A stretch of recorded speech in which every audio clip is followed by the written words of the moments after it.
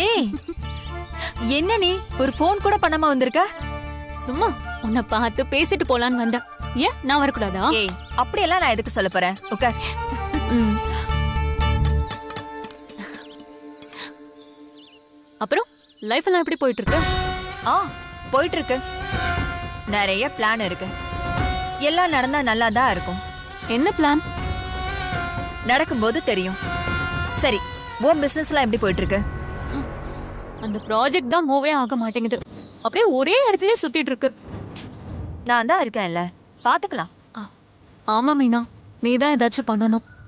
உன் அங்கிள் கிட்ட சொல்ல. ம், கண்டிப்பா சொல்றேன். அப்புறம் இன்னொரு விஷயம் மீனா, இந்த தியா இருக்கான்ல, தியாவா?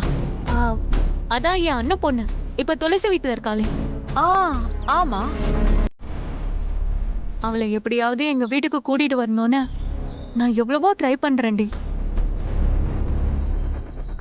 கொழுந்தனார் வெற்றி தான் அதுக்கு ரொம்ப பெரிய தடையா இருக்காரு. நான் என்ன பண்றதுன்னே தெரியல. சென்டிமெண்ட். சரி, தியா உன் கூட வந்துட்டா நீ சந்தோஷமா இருப்பியா? ஆமாடி, என் லைஃப்ல அவ தான் பெரிய ஹோப்பா இருக்கா. அவ்வளவுதானே, விடு. அதுக்கு என்கிட்ட ஒரு சூப்பரான ஐடியா இருக்கு. இது மட்டும் நடந்துச்சுன்னா உன் பிசினஸ் பிளானும் ஓகே ஆயிடும். தியாவும் உன் கூட வந்துருவா. வெற்றியும் குறுக்க நிக்க மாட்டாரு.